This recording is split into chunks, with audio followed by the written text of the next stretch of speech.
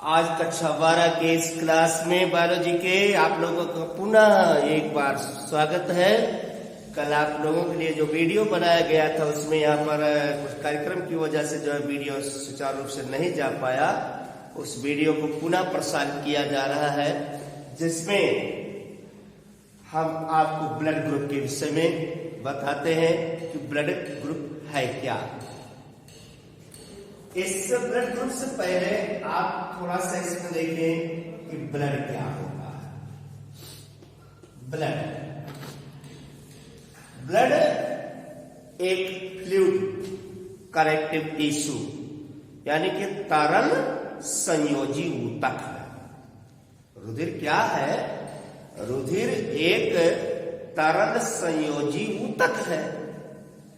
यह स्वाद में नमकीन होता है। इसका मतलब जो क्या है कि यह क्षारीय प्रवृत्ति का होता है और यह जल की अपेक्षा अधिक स्याल होता है।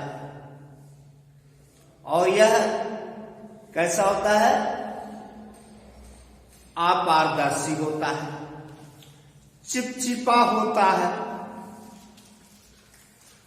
तो इस जो ये ब्लड है, क्या सारे मानव का ब्लड एक ही ग्रुप का होता है, एक ही प्रकार का होता है? इसके विषय में कार्ल एंड स्टीनर महोदय ने इस ब्लड ग्रुप के विषय में जो है देखा और स्पष्ट किया कि मनुष्य के आरबीसी के प्लाज्मा एंड प्लाज्मा लेम्मा किसमें?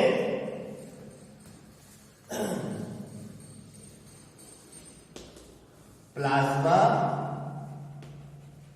एंड प्लाज्मा लेम्मा में एक विशेष प्रकार की प्रोटीन पाई जाती है जिससे क्रमशः एंटीजन एंड एंटीबॉडी कहते हैं। क्लियर? आरबीसी के प्लाज्मा एंड प्लाज्मा लेम्मा में एक विशेष प्रकार की प्रोटीन पाई जाती है जिससे एंटीजन एंड एंटीबॉडी कहते हैं। एंटीजन दो प्रकार का होता है जिसे हम capital A and capital B से प्रदर्शित करते हैं। एंटीबॉडी भी दो प्रकार की होती है जिसे small A and small B से प्रदर्शित करते हैं। क्लियर? इस ब्लड ग्रुप में जैसे एंटीजन ए के साथ में यदि एंटीबॉडी स्मॉल ए, एंटीजन बी के साथ में यदि एंटीबॉडी स्मॉल बी हो तो रुधिर का अभिलेषण हो जाएगा, अर्थात रुधिर का थक्का बन जाएगा जिसके कारण रुधिर का सर्कुलेशन, ब्लड का सर्कुलेशन नहीं होगा और व्यक्ति की मृत्यु हो जाएगी।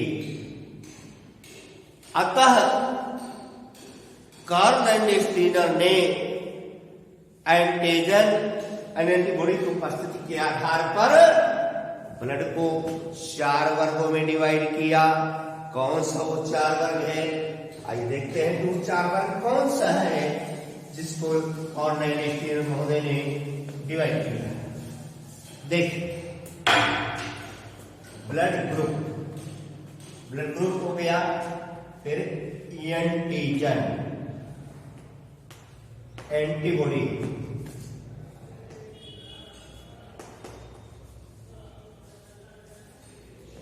ये एक तरह से कॉलम बना लेते हैं।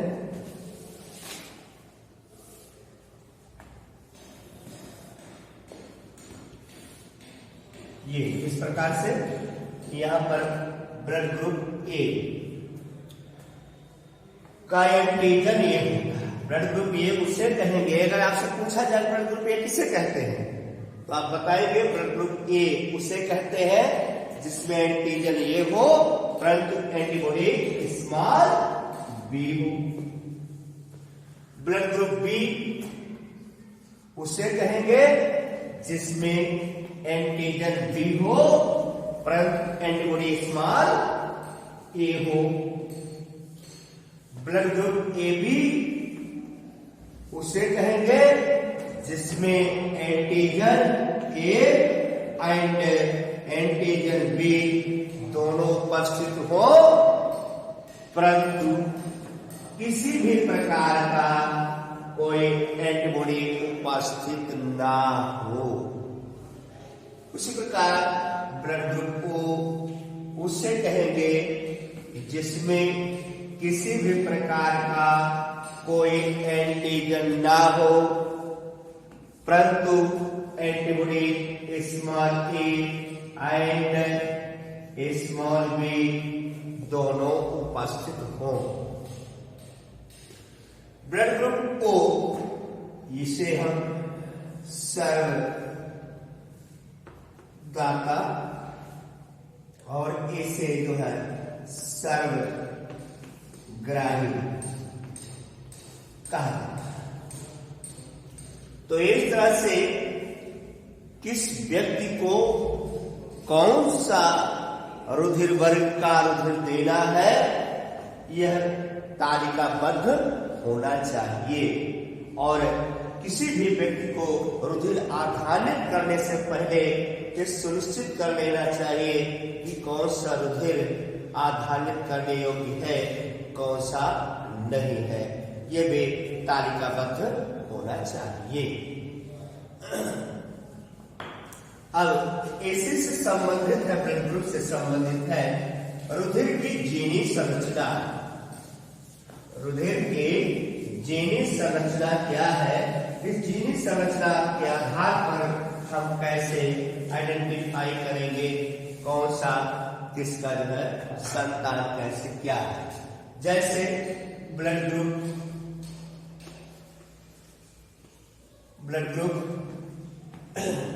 ये एंटीजन ये जीनी structure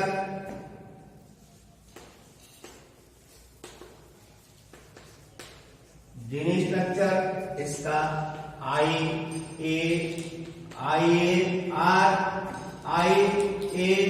I0। Blood group B के लिए एंटीजन बी इसकी जीनी संरचना IB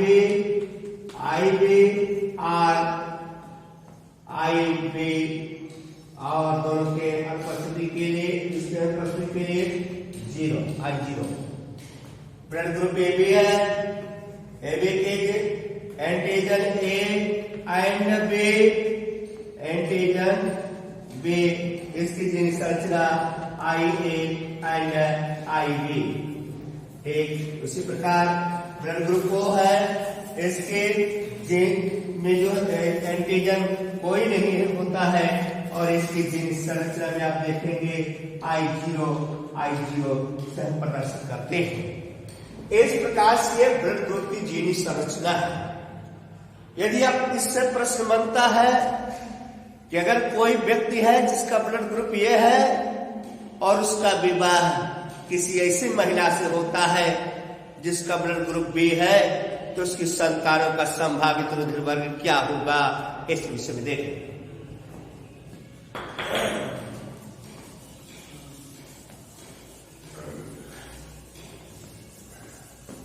हमने क्या प्रश्न दिया कि यदि किसी मनुष्य का रुधिर वर्ग ये है, उसका विवाह किसी ऐसी महिला से होता है,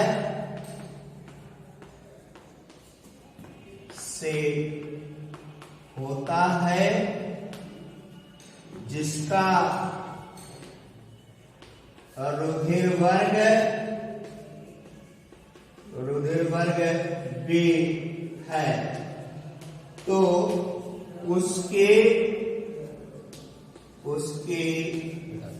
संतानों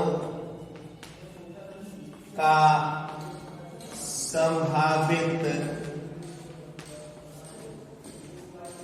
रुधिर वर्ग होगा क्या?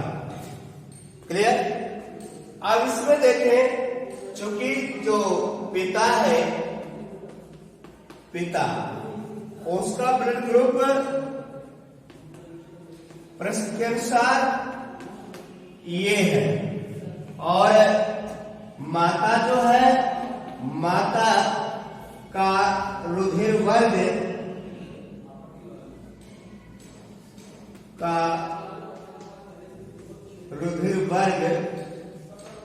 जो ये बी है। अब इसमें अभी आपने इसकी जीनी संरचना देखा, जैसे आई जो ये है, इसकी जीनी संरचना आई ए, इसकी एक जीनी संरचना लेते हैं आई बी। क्लियर? तो ऐसे में इसका जब होगा इस प्रकार से आई ए, इसका आई बी और आई बी, इसकी क्रॉसिंग हुई, फ्यूजन हुआ, तो आई ए आई बी, इसका आई ए आई बी, फिर इससे आई ए आई बी, इससे आई ए आई बी। इस प्रकार से जो ये मिल रहा है जीन संरचना, इससे स्पष्ट है कि अगर ये जीन मिलते हैं तो उसका रुधिर वर्ग ये भी होगा, जो संतान है उसका रुधिर वर्ग ये भी होगा। क्लियर?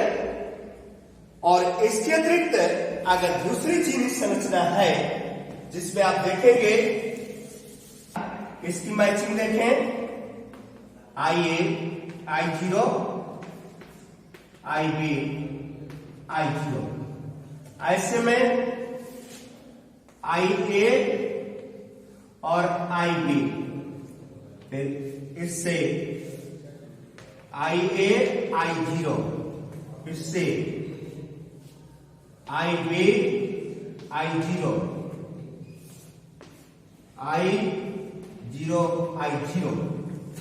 तो यहां पर देखिए ब्लड ग्रुप ए बी हो गया, इसका हो गया ए हो गया, इसका हो गया बी हो गया, इसका ओ हो गया।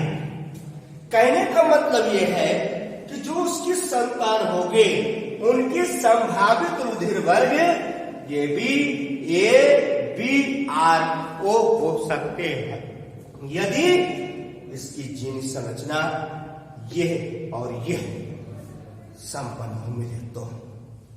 इस प्रकार से आपने ब्लड ग्रुप और इस रुधिर वर्ग के वंशागत के विषय में देखा। आप लोग अच्छी से तैयार करेंगे। धन्यवाद।